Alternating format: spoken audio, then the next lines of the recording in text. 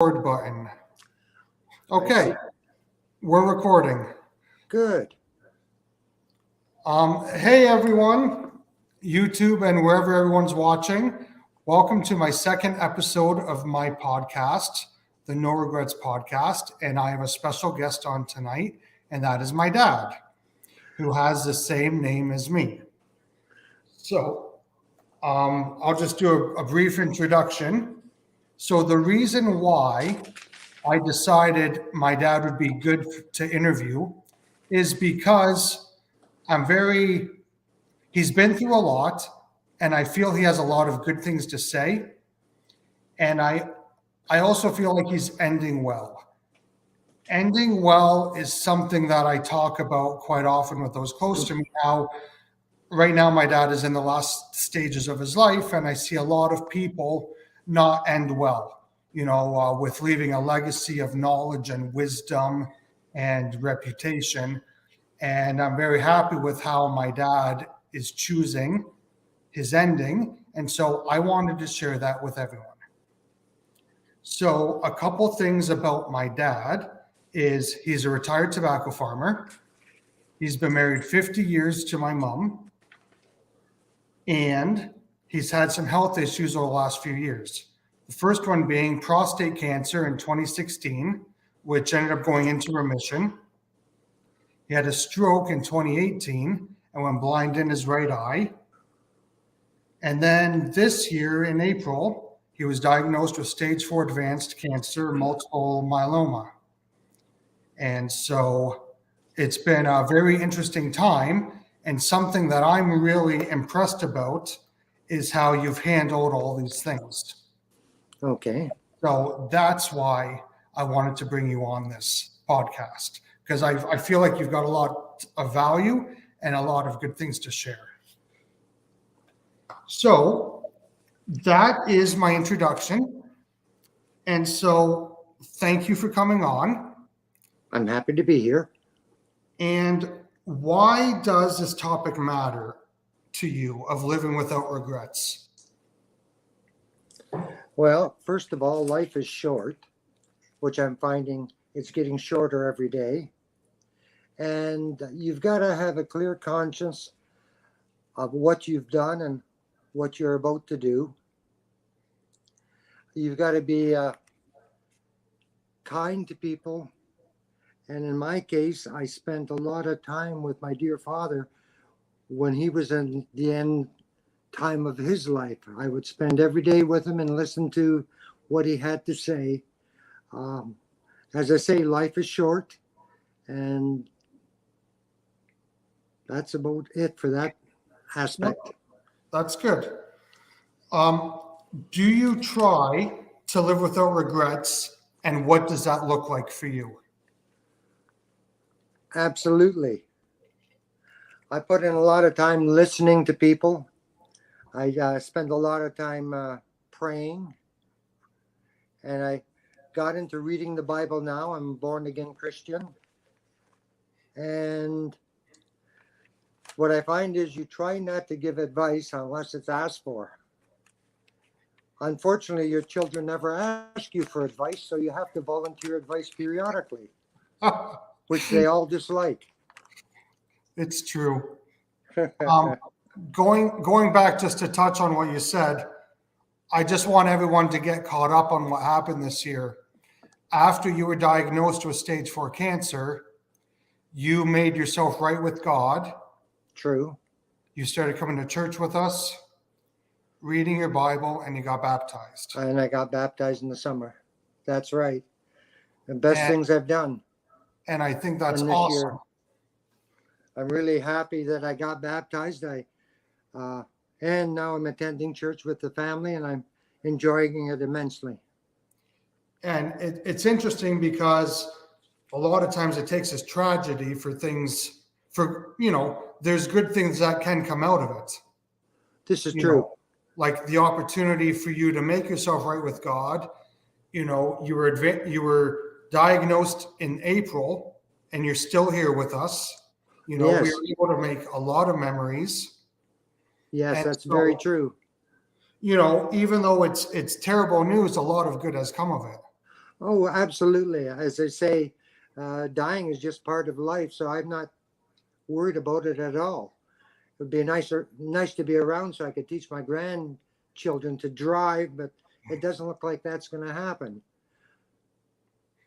That's So, really cool. And one of the reason why I wanted you on this podcast is because your attitude towards challenges, difficulty, tragedy is one that I think people can really learn from and be inspired from. well, that would be nice.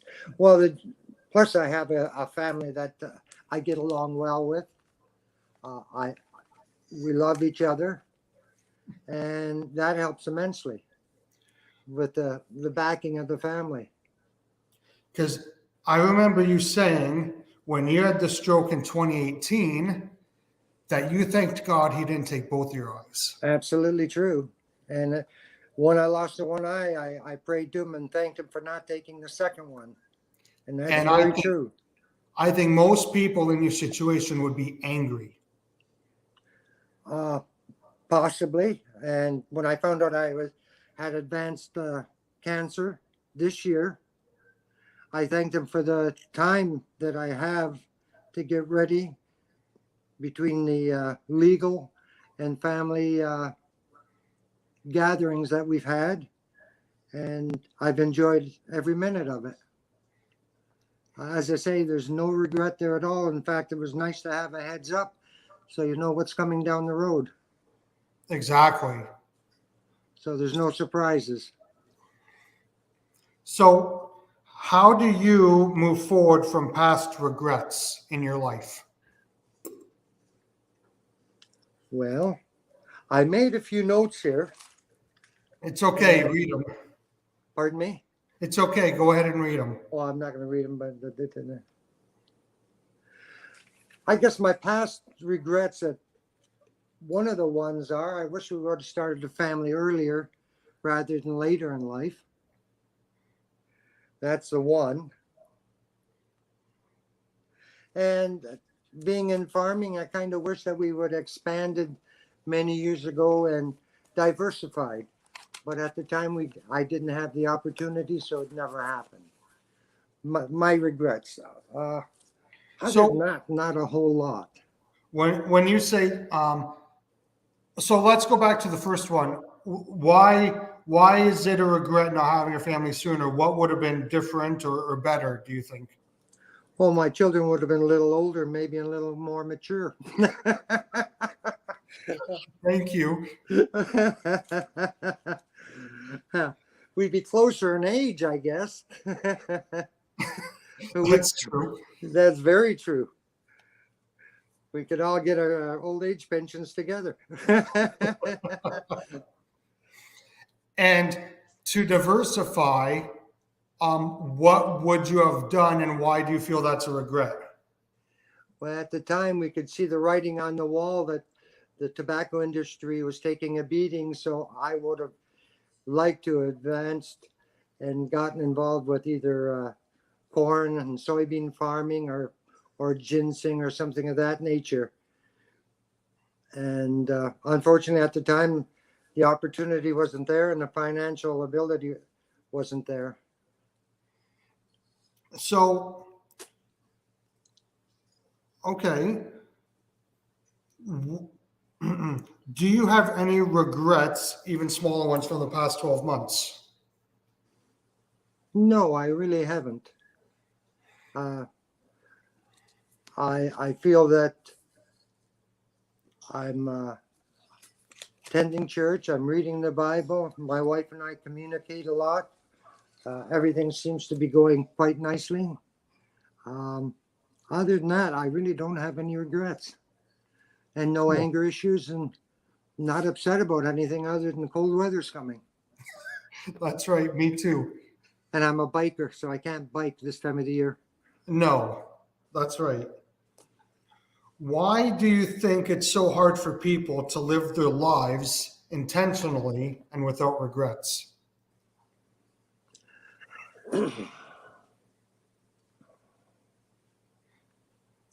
Well, people get very busy in their life.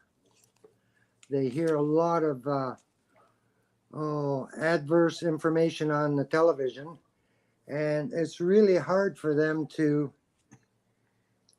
focus on being a good Christian. And they're so busy trying to raise a family, work, make a living. It's difficult. And what would you tell someone who is suffering from a life of regrets and they want to change their future? Right. Okay. Well, first of all, I'd make sure I become a Christian and ask for forgiveness for your past sins, and you have to start a new life in Christ.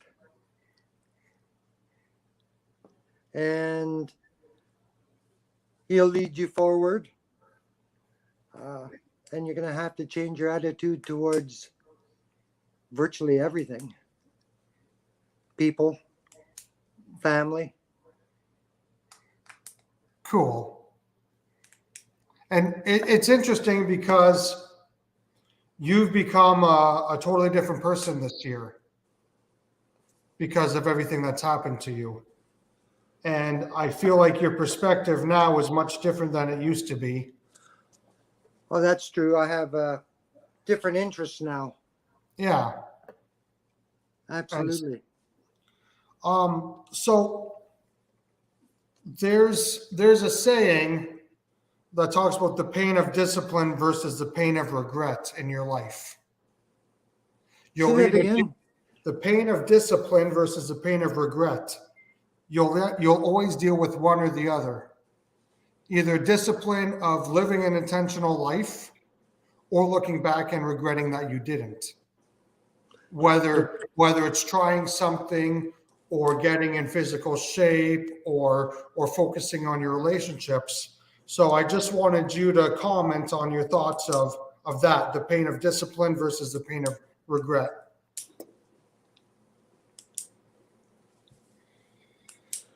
Well, I guess the pain of regret will be with you forever.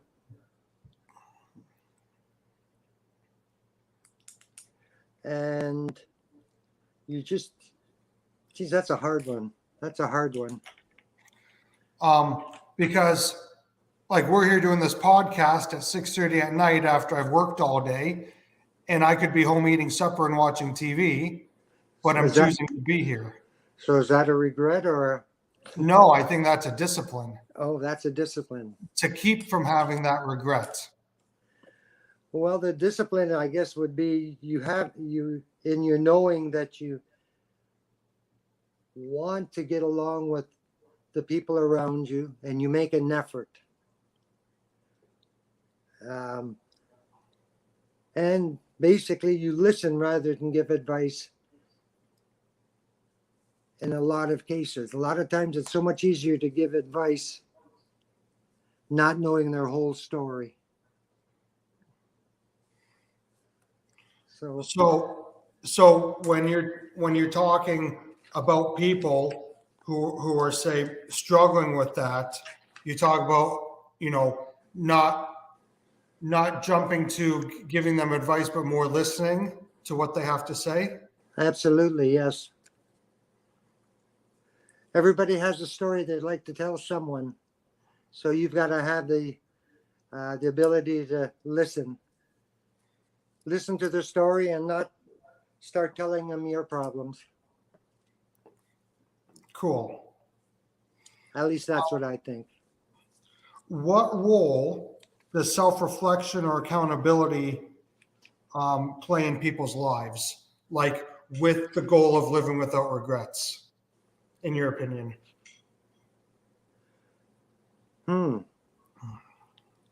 Let's jump to the next one, son. It's all good. Well, you've answered this quite a bit, but another question I had was, how does God play into this topic? And it's interesting because I plan to ask these same questions to a variety of people and a variety of beliefs. Yes. So go ahead and answer. Well, I make a point of reading the Bible every day. And I pray a lot now, and I pray for you kids immensely, considering what's coming through the pipeline. I don't want to mention Trudeau's name by any means. And that's about it. I think we've covered it pretty much. Yeah, no, we have covered it. And I find it interesting because like we believe in God and we want to serve God and follow God. And I think one of the worst things that could ever happen is any of us not living to our potential. Like if God had a plan for us, but we decided to live a mediocre life, and then eventually when you do die, God turns you around and shows you the life he wanted you to live. Like I think that would be a horrible thing if we didn't live up to our potential. I understand what you're saying, and I agree with you. I don't think I could have said it as nicely as you just said it, though. So, in your opinion, what is the importance of goals and clarity in your life to live without regrets?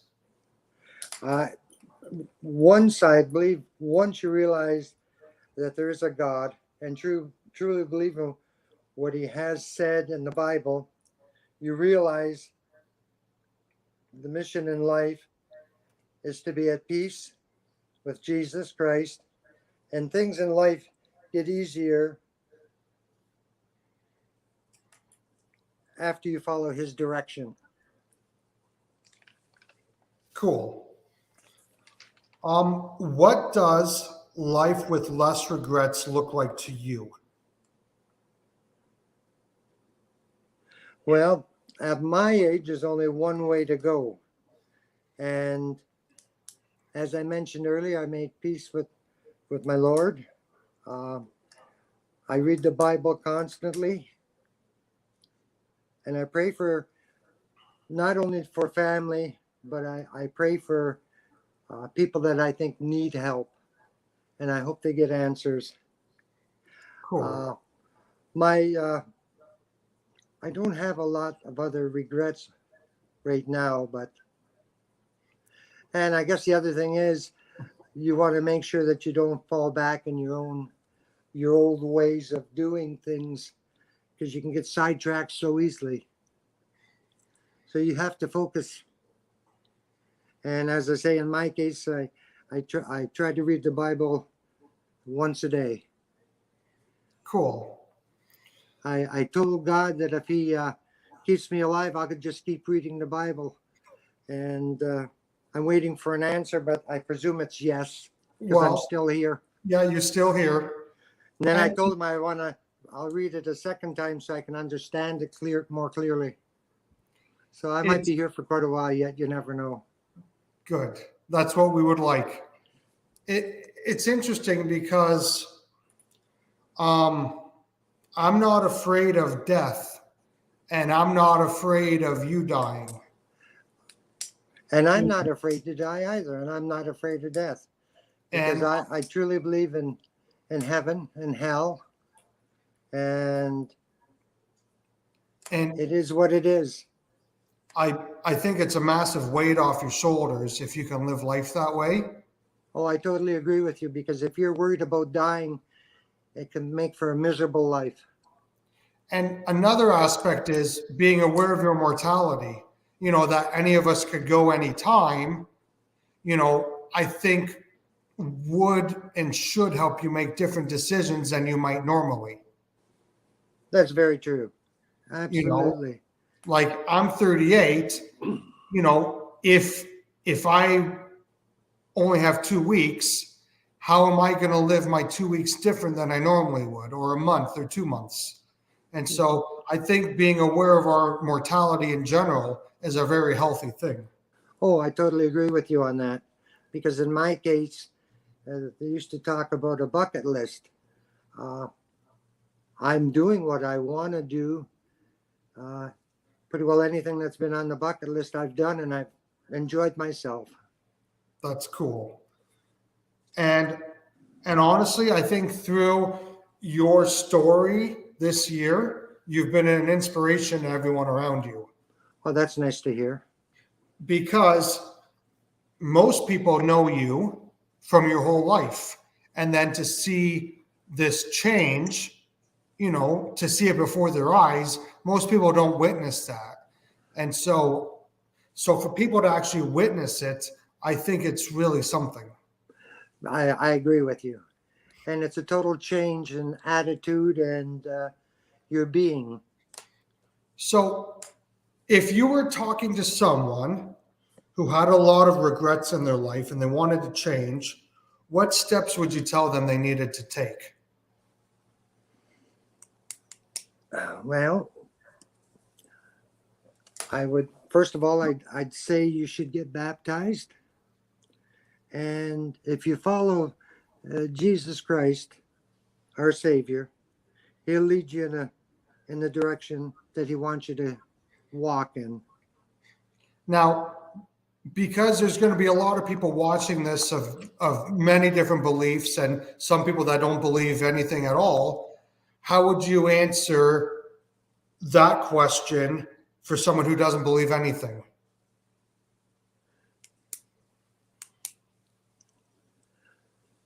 The problem I have is I'm not a teacher. And I know the question you're asking me, and for me, it would be difficult to convince someone that there is a God. I'm not sure how I would try to explain it to them. I don't have that ability. Some people have a natural ability for teaching and leadership, and I don't have that ability to teach. I would direct them. In fact, I would bring friends along, and I've got some pastor friends that I admire immensely, and friends. I would have them speak to them. Cool. And so I have one last question. Okay. How do you want to be remembered? Well, you could call me lucky.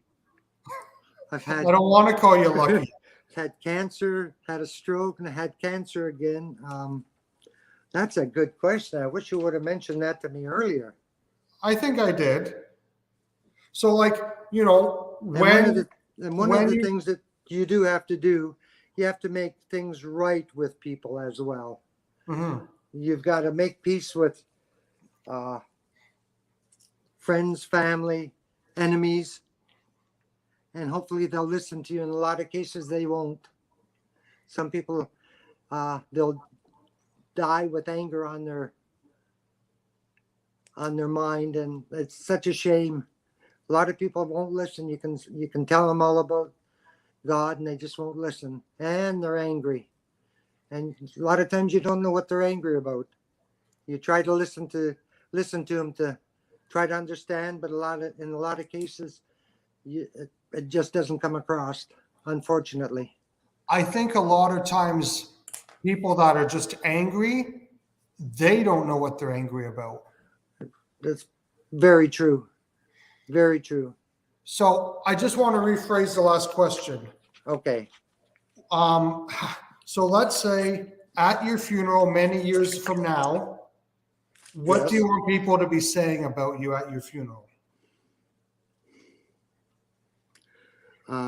Good Christian man, good family man. Geez, I don't know any more than that. I never gave that a lot of thought, son. It's all good. I will give that more thought, and I will give you an answer. Maybe you can edit it and put it back on this podcast. No, your answer was good enough. This is good. Okay.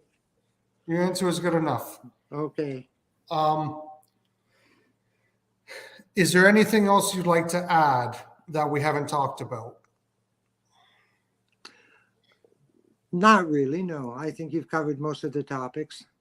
Okay. I'm really glad you had me on. Me too. I hope I'm here in a few years to look at this yet, but if I'm not, I'll probably be looking down at you, waiting for you. That's cool. And I'm glad we had the opportunity to do this. I know it took me a long time to finally get started, and I'm glad you were here to be on it. Well, I'm glad I'm here as well. Awesome. Thank you. Love you. Hey, love you, son. Bye. We'll talk later. Okay, bye. Bye bye.